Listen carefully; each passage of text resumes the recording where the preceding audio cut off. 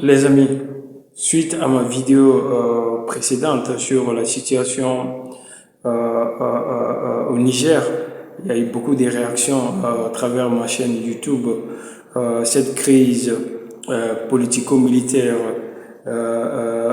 qui s'y est au Niger est une chose lamentable et qui concerne tous les Africains à tous bords et surtout les pays frères et voisins du Niger, dont le Mali, le Burkina, l'Algérie, le Tchad, le Bénin, le Nigeria, etc. font partie. Donc du coup, le Niger, comme je l'avais dit, fait frontière avec 7 pays, 7 États africains. Et la plus grande partie de sa frontière, il les partage avec le Nigeria. Et avec ce pays, le Nigeria, il y a non seulement des ethnies qui partagent des langues comme le Peul, les Hausa, etc. Donc, en aucun cas, en aucune manière, nous ne pourrons souhaiter du mal à ces pays voisins et frères.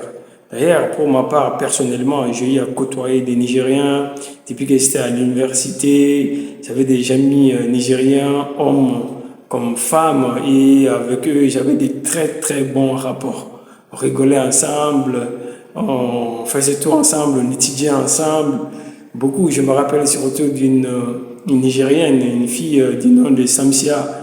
Donc, quand j'étais à l'université en première année, deuxième année en faculté de droit, j'ai côtoyé une Nigérienne du nom de Samsia qui était vraiment très sympa, qui me taquinait beaucoup. On rigolait, on s'amusait ensemble. Il y avait aussi un autre gars avec qui j'étais au campus à l'université, un gars très sympa, surtout drôle aussi, du nom de Abdraman Batouré. Voilà, donc je garde un très bon souvenir des Nigériens que j'ai côtoyés à l'université en particulier et en général dans ma vie. Donc c'est un peu plus frère et ami. Donc en aucun cas, je ne souhaiterais qu'il leur arrive un malheur. Comme on l'a dit, la guerre, c'est un malheur. Donc, en aucun cas, je ne souhaiterais qu'il arrive quelque chose de ce genre. Alors, pourquoi en est-on arrivé là? Le putsch en question, comme je l'avais dit tantôt, pour ma part, mon humble avis, c'était prévisible. En tout cas, pour mon humble cas. J'avais déjà dit dans ma tête, depuis le moment où Bassoum s'est levé et a prononcé des propos hostile à la gente malienne, depuis ce moment-là, je me suis dit, bon, tiens, ce monsieur-là, la manière dont je le vois en train de parler, de communiquer, je ne le vois pas terminer sur son mandat. Donc, clairement, c'est quelque chose qui est arrivé à la fin. Donc, mais un coup d'État est toujours quelque chose de néfaste, de condamnable, et ça fait reculer un pays. Donc, ça ne fait pas avancer un pays en un mot. Donc, en tant que juriste, démocrate, je condamne toujours un coup d'État. D'accord? Voilà. Donc, en dehors de ça, je ne souhaite pas aussi une intervention militaire stricto sensu. Pourquoi? Parce que nous avons vu le cas libyen. Quand on attaquait la Libye, en ce moment, moi j'étais à l'université, je crois que j'étais en deuxième année d'université, je crois bien, en deuxième année. Et je crois que c'était en 2011, quand l'OTAN a bombardé la Libye, précisément le palais présidentiel. Et par la suite, le colonel Mohamed Kadhafi, le guide libyen, fut assassiné. Son assassinat m'a fait extrêmement mal, parce que moi, je suis un panafricaniste dans l'âme, et je veux une Afrique unie et prospère surtout. Donc, quand on a assassiné Kadhafi, en ce moment, je quittais l'université pour rentrer chez moi. dans mon logement, quoi, dans mon appartement. J'étais dans un taxi lorsque j'entendais à la radio l'assassinat du colonel Kadhafi. C'est quelque chose qui m'a extrêmement choqué, surtout lorsque j'ai vu les images, voilà, donc avec son visage en sang et voilà, donc son corps maltraité. Rien qu'à le dire, j'ai une profonde émotion. J'ai une profonde émotion. Je ne voudrais pas qu'on arrive jusque-là. Excusez-moi les amis, je n'arrive plus à me contrôler. Mais pour vous dire que c'est quelque chose qui m'a tellement choqué que je ne souhaiterais pas qu'il arrive une chose de cette genre. Je ne veux plus une chose d'une pareille atrocité sur le continent africain, sur un dirigeant africain. Donc, que cela cesse. Une intervention militaire, je crois bien, comme le pensent beaucoup d'autres Africains, et même des non-Africains, une intervention militaire peut créer une deuxième Libye en Afrique. Et cela, on ne le souhaite pas. Et ça peut aussi être néfaste pour tous les pays voisins du Niger. Que Dieu nous en préserve surtout.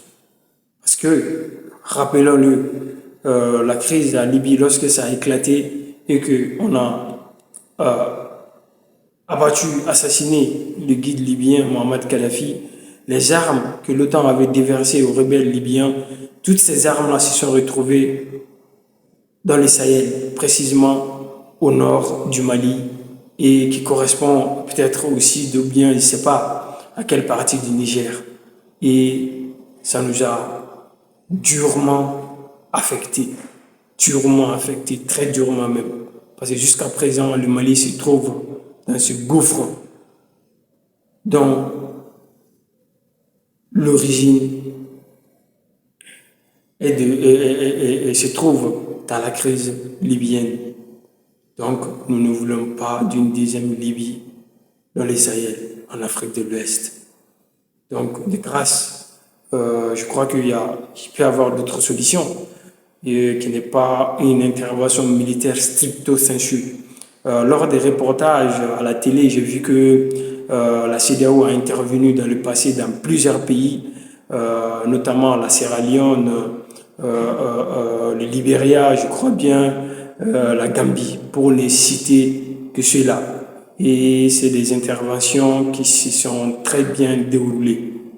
Très très bien déroulées d'ailleurs. Même tout juste hier nuit, je regardais des vidéos, des reportages de l'intervention de la CEDEAO dans certains pays membres de cette CEDEAO. Donc, ces interventions-là se sont très bien passées. Et si telle sera la même chose pour le Niger, tant mieux. Mais rien ne nous garantit cela. Rien absolument. Donc, mettez de l'eau dans nos vents, soyons objectifs, sages dans nos décisions, surtout faites très très attention. Très très attention. Parce qu'une crise au Niger, on ne sait pas sur quelle chose ça va déboucher en fait. Donc ce qui me surprend beaucoup dans cette histoire, c'est que le président Bazoum vient d'être élu à peine 2 ans, ça ne vaut même pas 3 ans, et il vient de subir un putsch. Pourquoi arrivons là à chaque fois en Afrique? Pourquoi? Précisément en Afrique de l'Ouest. Un président qui est élu démocratiquement à peine 2 ans, victime d'un putsch. Bon, il y en a qui vont me dire, quand il a été élu, ça a été contesté, les résultats des élections ont été contestés. Ça a toujours été le cas en Afrique. Il n'y a jamais eu d'élection en Afrique qui n'a pas été contestée. Ça a toujours été le cas.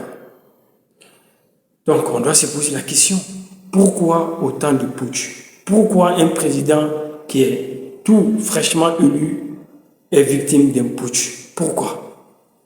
N'a-t-il pas, ce président n'a-t-il pas été élu correctement? Y a-t-il eu des fraudes? Il y a, le peuple n'a-t-il pas joué son rôle des citoyens? Posons-nous cette question. Moi, quand même, ça me fait réfléchir beaucoup. Parce que je me dis, mais enfin, à quoi servent nos élections? À quoi servent nos élections en Afrique? Si c'est pour venir faire un putsch à 2 ans. Dites-moi dans les commentaires ce que vous en pensez. Ciao, ciao.